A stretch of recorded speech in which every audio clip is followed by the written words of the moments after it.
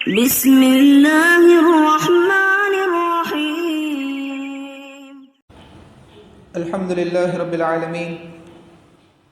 والصلاة والسلام على رسوله الكریم اما بعد عن ابی عبداللہ النعمان بن بشیر رضی اللہ عنہما قال سمعت رسول اللہ صلی اللہ علیہ وسلم یقول لَتُسَوُّنَّ صُفُوفَكُمْ أَوْ لَيُخَالِفَنَّ اللَّهُ بَيْنَ وُجُوهِكُمْ متفق علیہ وفي رواية مسلم كان رسول الله صلى الله عليه وسلم يسوي صفوفنا حتى كأنما يسوي بها القداح حتى إذا رأى أننا قد عقلنا عنه ثم خرج يوما فقام حتى كاد أن يكبر فرأى رجلا باديا صدره فقال عباد الله لتسوُّنَّ صفوفكم أو ليخالفن الله بين وجوهكم۔ ابو عبداللہ نعمان بن بشیر رضی اللہ تعالی عنہ سے روایت ہے کہ میں نے رسول اللہ صلی اللہ علیہ وسلم کو فرماتے ہوئے سنا کہ تم اپنی صفیں سیدھی رکھو اور درست کر لو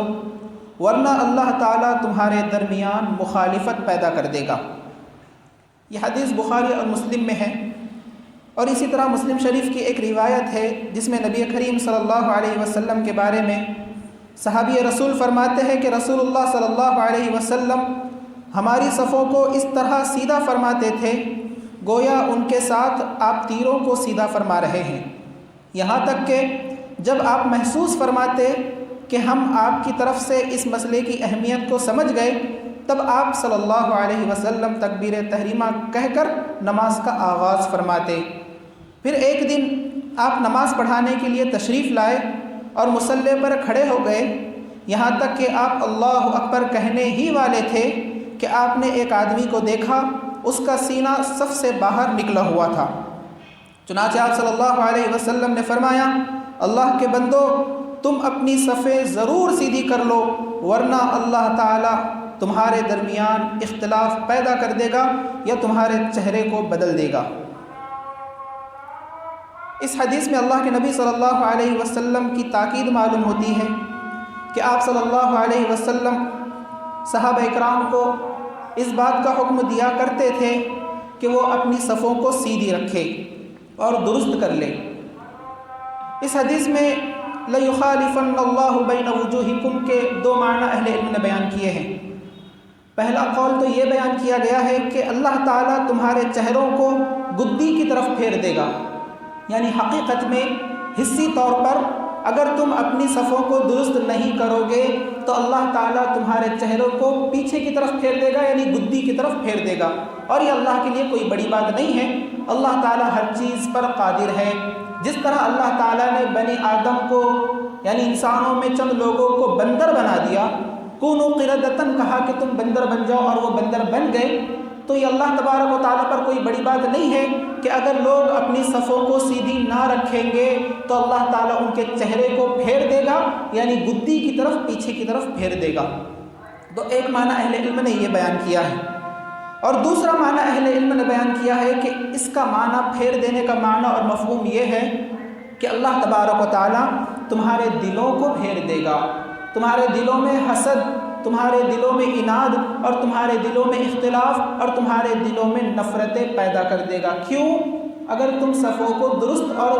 نہ رکھو گے یا سیدھی نہ رکھو گے تو اللہ تعالیٰ تمہارے دلوں میں اختلاف پیدا کر دے گا۔ اور ابن عثیمین رحمہ اللہ فرماتے ہیں کہ ان دونوں معنی میں سب سے صحیح معنی اور سب سے واضح معنی کیا ہے؟ وہ یہ ہے کہ اللہ تعالیٰ کا دلوں کو پھیر دینا یا دلوں میں اختلاف پیدا کر دینا، یہی صحیح معنی ہے۔ کیوں؟ کیونکہ اس معنی کی موافقت اور ایک دوسری جس میں اللہ کے نبی صلی اللہ علیہ وسلم نے فرمایا، برا بن عازب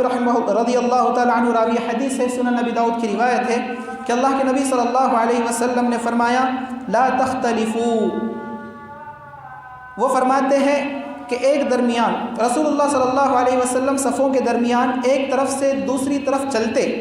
اور اسی اثنا میں آپ ہمارے سینوں اور کندھوں پر ہاتھ پھیرتے اور فرماتے لا تختلفوا، آگے اور پیچھے مت ہو ورنہ تمہارے دلوں میں بھی اختلاف آ جائے گا۔ تو اس حدیث سے یا اس دوسری روایت سے یہ معلوم ہوا کہ اللہ تعالیٰ جو تمہارے چہرے کو پھیر دے گا اس کا مطلب یہ ہے کہ تمہارے دلوں میں اللہ اختلاف پیدا کر دے گا، تمہارے دلوں میں نفرتیں پیدا کر دے گا۔ پھر اللہ کے نبی صلی اللہ علیہ وسلم نے فرمایا کہ اللہ تعالیٰ پہلی صفوں میں آنے والوں پر رحمت نازل کرتا ہے اور فرشتے ان کے لیے دعائیں کرتے ہیں۔ تو اس حدیث میں اس بات کی دلیل ہے کہ مسلمان نمازوں کے وقت اپنی صفوں کو درست رکھے، اگر وہ اپنی صفوں کو درست نہیں رکھیں گے تو اللہ کی سزا کے مستحق ہوں گے، اللہ ہماری اس سے حفاظت کرے۔ اور اسی طرح اس حدیث سے یہ بات بھی معلوم ہوتی ہے کہ آپ صلی اللہ علیہ وسلم بہت زیادہ شدت کے ساتھ اپنے صحابہ کرام کو تاکید کیا کرتے تھے کہ وہ اپنی صفوں کو درست رکھیں۔ اب یہاں پر اگر کسی شخص نے سوال کیا کہ اگر امام ہو اور صرف ایک ہی مقتدی ہو،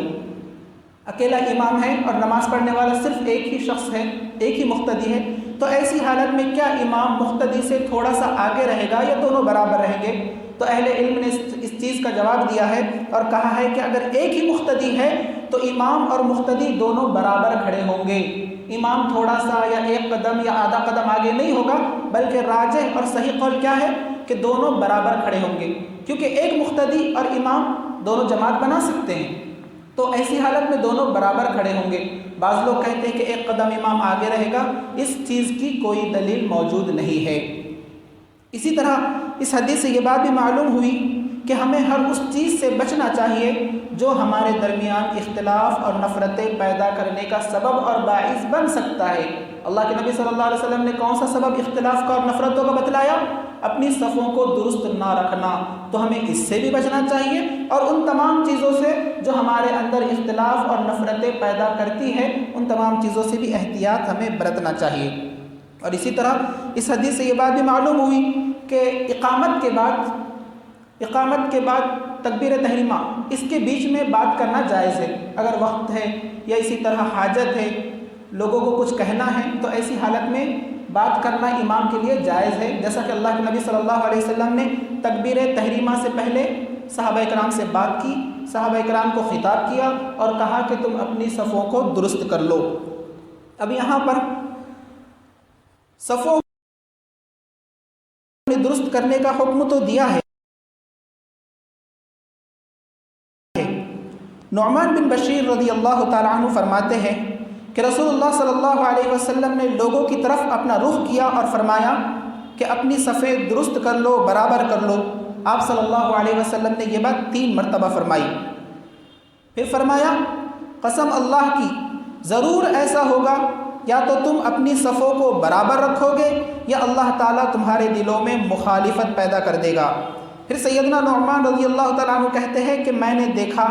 کہ ایک آدمی اپنے کندھے کو اپنے ساتھی کے کندھے کے ساتھ، اپنے گھٹنے کو اپنے ساتھی کے گھٹنے کے ساتھ اور اپنے ٹخنے کو اپنے ساتھی کے ٹخنے کے ساتھ ملا کر اور جوڑ کر کھڑا ہوتا تھا یا کھڑا ہوتا ہے۔ تو اس حدیث میں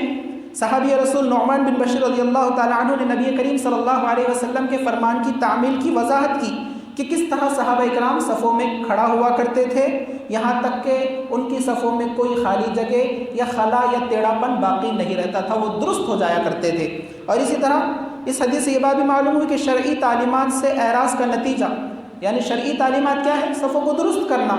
لیکن اگر کوئی شخص شرعی تعلیمات سے اعراض کرے گا تو یہ اس کا نتیجہ کیا ہوگا؟ آپس کی پھوٹ، آپس کی نفرت، اور یہ ہمارے پاس ظاہر ہے۔ آج ہمارے پاس جو نفرت عداوتیں پھیل رہی ہے، ہو سکتا ہے اس کی وجہ، اس کا سبب بھی یہ ہو کہ ہم اپنی صفوں کو درست اور برابر نہیں رکھتے۔ اور اس حدیث سے یہ بات بھی معلوم ہوئی کہ